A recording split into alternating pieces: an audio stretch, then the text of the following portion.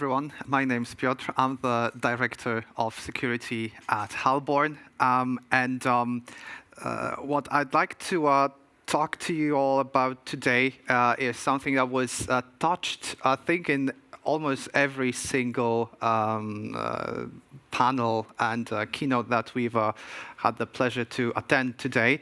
And that's how can we, protect and store digital assets, and what are wallets? Because the answer is the answer to this question is quite interesting. This talk is going to be slightly technical, taking a short break from regulations and frameworks and innovations. Hopefully you'll find some interesting thoughts in there. So, starting with some super short primer.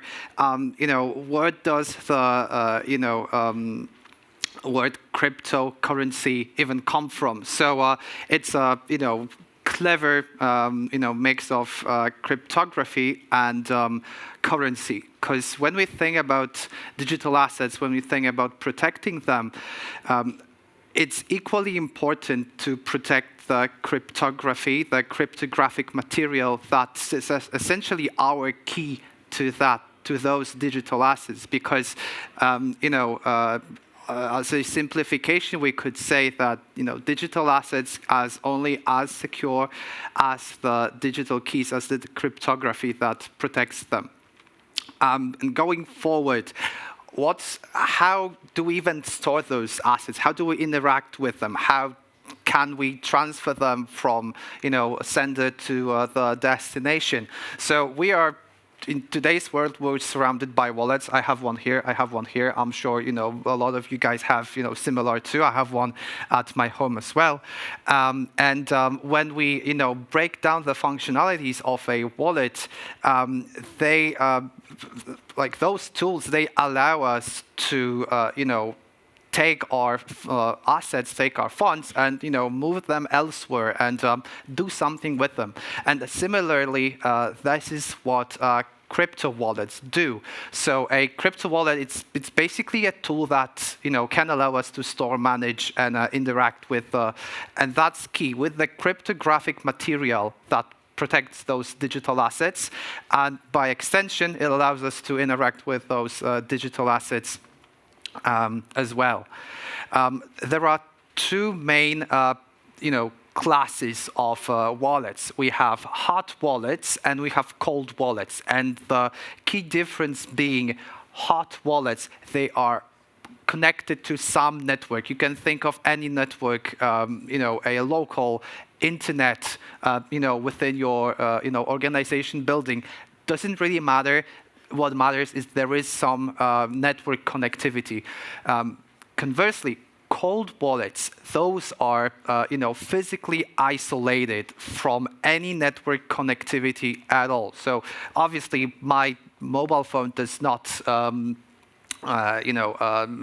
satisfy this definition because it's connected to Bluetooth, it's connected to NFC, it's connected to the internet, it's connected to a bunch of things that Steve Jobs thought of, and I just can't think of now.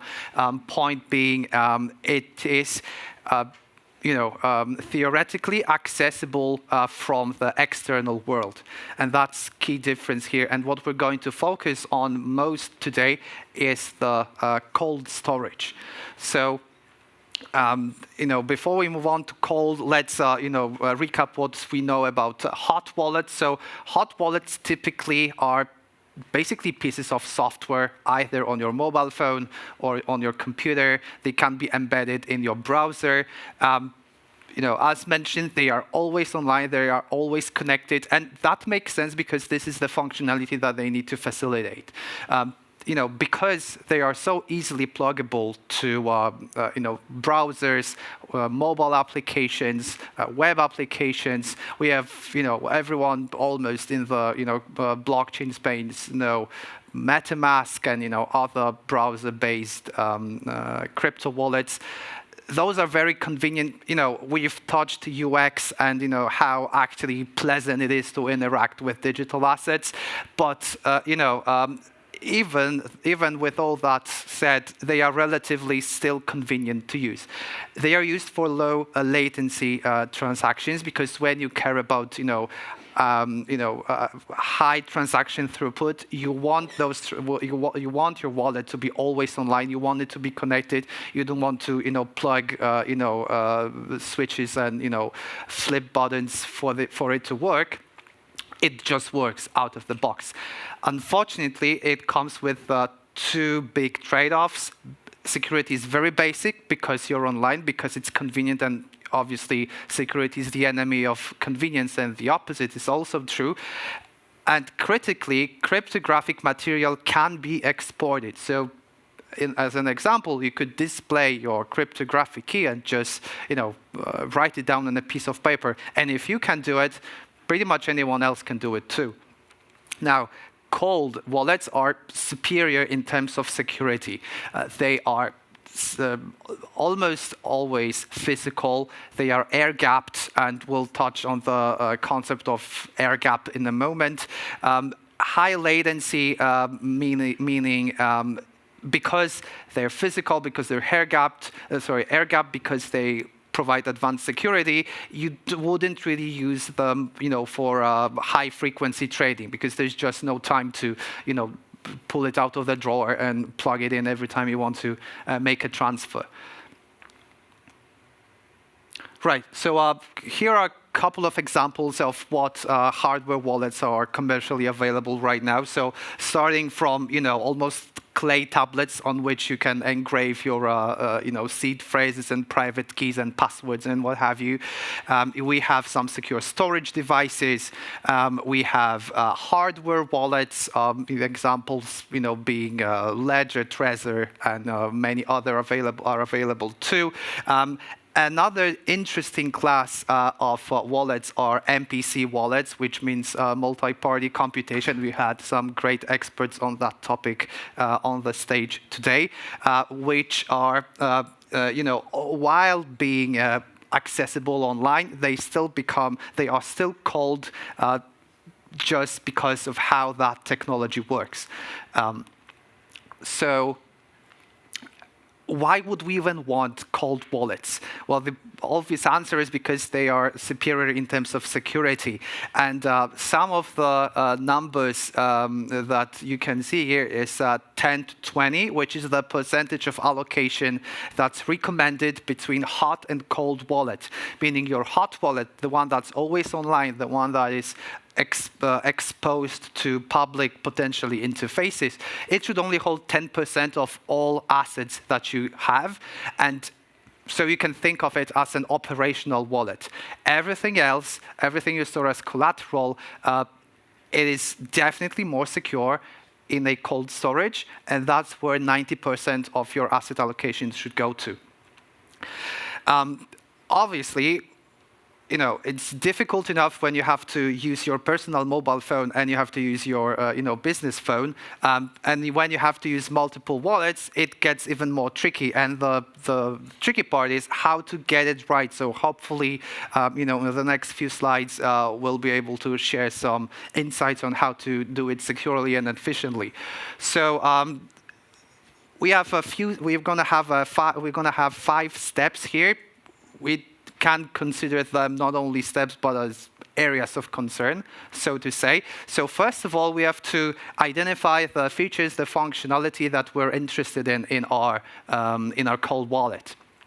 So as mentioned, the basic functionality of a cold wallet is facilitated by number 1, generating cryptographic material, and number 2, signing those transactions. Everything else is optional. And optional meaning storage of cryptographic material, and similarly sharding and sharing those secrets. But baseline is signing and generating cryptographic material. And there are a couple of ways you can go about implementing those functionalities. So there's a concept of trusted execution environment, which basically isolates a portion of your computing power from anything else that's happening within your organization IT infrastructure, so that nothing can access the processes, the memory, the data that's being processed here. On the subject of signing, we have in cryptography a concept called TSS, or threshold signature schemes, which basically require a bunch of people to cooperate to as if you need a few signers on a document for this document to become valid. And how do you, if you need to involve operators, human operators, you don't want to leave, too much flexibility and, freedom of choice to them.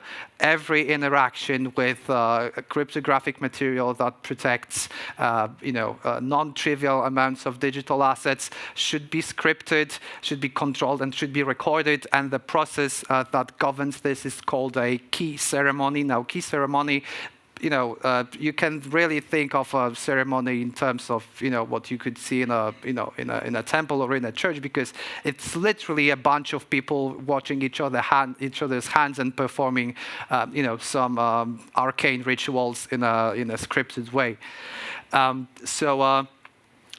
Continuing with the storage, there's a concept that a lot of regulators like, which is called HSMs, meaning hardware security modules, and they can facilitate safe signing and safe cryptographic material generation. That's because the cryptographic material and the operations happen within that hardware device, within that appliance, and they never leave the appliance. And so it's impossible to export cryptographic material, which erases one of the concerns with hot wallets.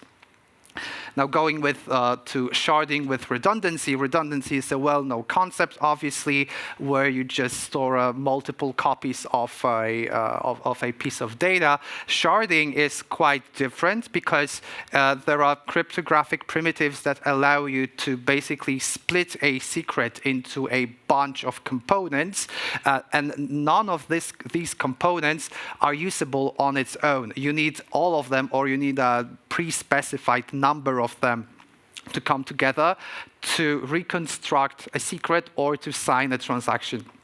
It ties very closely with threshold signature schemes that we covered in the previous slide. Now, we mentioned air gap, and air gap is a networking concept. You have one network and you have another network, and you maintain an air gap if there is no physical or network connection between those two. There's no logical connection either. And because every single network requires at least one node, we can think universally that air gap means one device is one node in the network is logically and physically separated from all the others. And so, how do we maintain this air gap? Because, consider you have this 1090 asset allocation, but for some reason you depleted your hot wallet and you have to, sweep some of the funds from the cold wallet to the hot. How do you do that? Like, do you send one of your staff to go plug it into one device and, plug it to the other? Well, you can't do that if it happens 15 times a day. What if it happens 15,000 times a second because your volumes are so big? Now, that's not really scalable. So you have to think of what the volume of transactions you're expecting, what value you're expecting to hold as well. So in order to maintain an air gap, you can't have any network interfaces at all. The upside being, if you know that you're gonna maintain an air gap, you're gonna obviously have a limited set of operations that are supported. You don't want that general message transfer protocol. You typically just want to send and withdraw and deposit, and that's it. So it's relatively easy to implement a communication protocol that would facilitate that functionality. A full physical air gap requires a human operator, or maybe a robot 5 years into the future that basically takes a thumb drive, stick it to one machine and to the other, and that's how transfer is facilitated. And that's the canonical physical air gap, almost by definition. But there's an interesting twist in here. According to information theory, any phenomenon that's not random can be used to transfer data. So if I started knocking on this board here and we all agreed that that's going to mean hello, we're transmitting information. We're not using network, we're not using Bluetooth, we're not using pigeons or anything. We're still transmitting information. We can understand each other because the phenomenon is not random and we agreed on the communication protocol. And we can leverage that knowledge to build a system that is air-gapped, but it's not really physically air-gapped. And there's a bunch of solutions commercially available today. And two main media methods of transferring information in IT right now are mechanical and electromagnetic waves. So light is an electromagnetic wave as well. And there are data diodes, which are literally LEDs that, kind of like smoke signals, or lighting bonfires and putting them out immediately after. They just blink and transfer information. And because you have the emitter on one end and the receiver on the other, physically it is impossible for the receiver to start transmitting data. Meaning, the communication is unidirectional. And there's no risk that receiver is going to leak any data because it just cannot. It's physically incapable of doing so. There are a bit more advanced data diodes as well that can facilitate full duplex communication, meaning you can both receive and transfer data. Back to another example, which is well known to I think all of us, are QR codes. Those are everywhere, and they can store up to 3 kilobytes of data. Now that's not too much, but it's still enough to encode a transaction that sends 15 billion of US dollars. It's plenty enough to encode that information, and they're convenient because you can display them on the mobile phone, on the screen right here, or anywhere that you want, and you can use an optical system to support the transfer. So you can just scan it with your mobile phone, with your webcam, with a barcode scanner even to make it so. And that's also EM wave, because obviously light is an EM wave. When you think of a cold and hot storage solution, you obviously have 2 wallets, but that's definitely not everything that you have in your IT infrastructure. Hopefully, that's not even all you have in your wallet infrastructure. So, at least on a basic level, what you want to do is you want to add multiple layers between, levels of trust within your organization, both on a logical and a physical and organizational level, because there's definitely no reason why all of your employees should access the wallet, being the hot or cold. And because cold wallet is so isolated, so separated, you intentionally want to make it as difficult to access as possible, because while it adds some operational cost to you, think of the attacker that in order to do what you are doing, they have to bypass all your security measures, and then they have to take the painful procedures that you're taking every day. So, at some point, it might become for certain attackers, to be just disincentivized because of the upfront investment they have to make in order to penetrate the defenses. Obviously, to a lot of people from the traditional finance world, the idea of wallet and account segregation is quite familiar. You can also make it so with crypto wallets as well. You can set up segregated wallets. You can set up an omnibus wallet.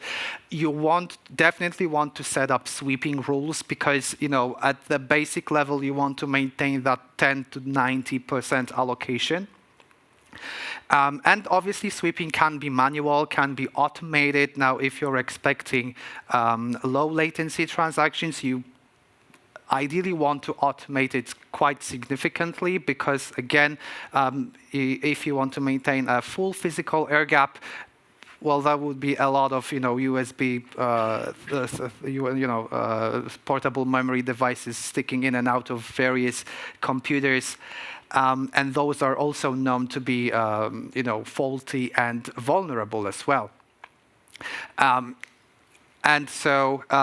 And other concepts could be, you can set up segregated wallets per account, you can set up segregated wallets per asset class, you can set up segregated wallets, or you can set up sweeping rules when you hit some threshold asset amount on one, on the other wallet.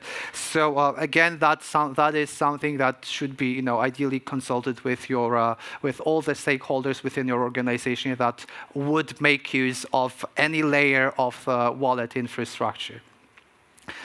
And last but definitely not least, there's been a lot of talk about regulation on this stage today, and you also want to bring regulation to your crypto wallet management.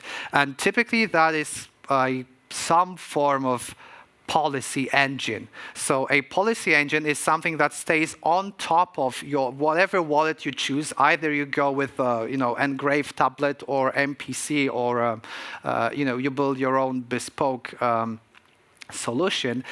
The policy engine sits on top of that, and it's almost a plug and play type of feature. And the policy engine can govern who can originate a transaction, who can approve a transaction, who can sign a transaction, like what the approval thresholds are, what the required quorum is. Because you also want to separate this. Perhaps for low value transactions, you want to have a bit more relaxed policy that allows for a better user experience, and conversely for transactions for higher value, you want multiple stakeholders to review, approve, and sign the operation. And while designing your policy engine, there are three critical components that you should keep in mind. So the least privilege, meaning you should have the least level of access required to perform an operation. You don't want everybody to be an administrator. You want to segregate the duties for all parties involved in the process. So there is definitely no reason why some roles should overlap. There's if you define your permission matrix correctly, you won't even need this overlap at all. And definitely deny by default. Your policy should by default reject every single request unless it's explicitly approved, which, time and time again, we see that policies are designed in quite the opposite way. They approve by default, either because they're more convenient or just because some edge cases were not considered by the developers.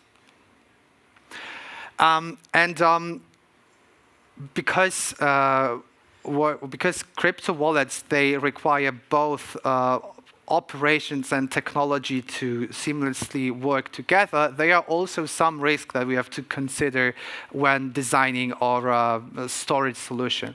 So definitely number one is collusion. There are multiple organizations that you can literally look at the organization chart and see the shortest path to accessing a certain type of asset. Whether or not it requires 1, 2, or 15 people, there's always some way.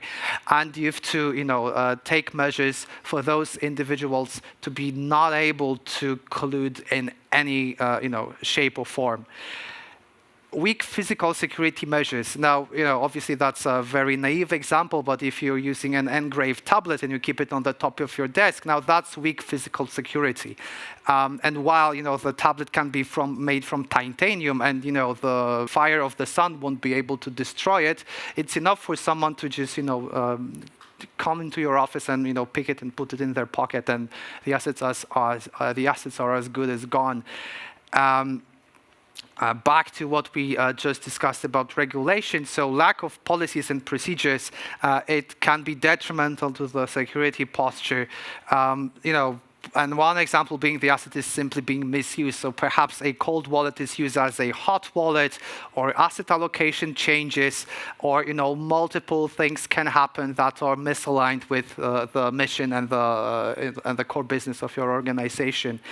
And definitely something that we've underscored already is using a cold wallet that's by definition isolated and hopefully stored 15 stories underground. It does increase incident response time, and you can think of incident in many different ways. An incident can be a technical incident, that wallet can just break down. There can be a fire in the storage facility. There can be a vulnerability or bug discovered in the wallet, and then you have to send in someone to fix it. Obviously, as the isolation of the crypto wallet is directly proportional to the response time most of the time. And those are just the operational risks. We also have a other class, which are technical risks. And those are definitely, there are even more, or maybe equally important to cold as they are to hot wallets. So we have definitely number one supply chain attack. Maybe some of you heard about the incident with hardware wallet manufacturer Ledger that had one of their repositories compromised, which ended up with really bunch of projects, and by bunch of projects I mean almost the entire permissionless crypto space to be vulnerable to that type of attack. We have outdated software and hardware. So again, if your wallet is isolated and it's not plugged into the internet, it's not receiving updates in real time. So, perhaps you need to send someone to fix it. And if you're too slow with that, well, someone can be faster and, try and make some nasty things with the assets and with the wallets. Mechanical damages, that's quite self-explanatory. Bugs and vulnerabilities can stem out from outdated software or can be just something that's a fundamental flaw in the design of the device. And side channel attacks. And that's, to finish on a lighter note, this is obviously a very simplistic picture of a computer and some of the components that you have. And those components, and even more of them, can be used, back to the information security theory, those components can be used to generate some form of a signal, some form of an electromagnetic or mechanical wave, as it is with microphones and speakers, to generate signals. So, if I was clever enough, I could, turn my phone into a transmitter or receiver using any of these devices out there. So, for example, an Ethernet wire can be converted to an antenna. You can turn a microphone into a speaker and reverse. You can use LEDs, obviously. You can use keystrokes. You can even use the central processing unit, so the computer processor, to emit radio frequency waves in some way. You can even turn your computer into a mobile phone if you spend enough time. And those are really not James Bond scenarios. Those are scenarios really researched by scientists in the Ben Gurion University, I believe, in Tel Aviv.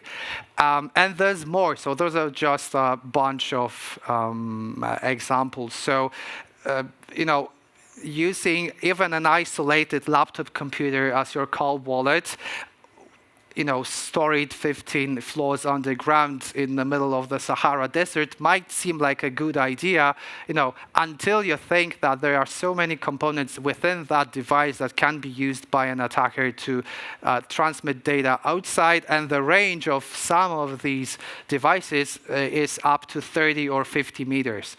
Which means you could literally transfer the information from outside of the facility just by using the very laptop that you store your digital assets on.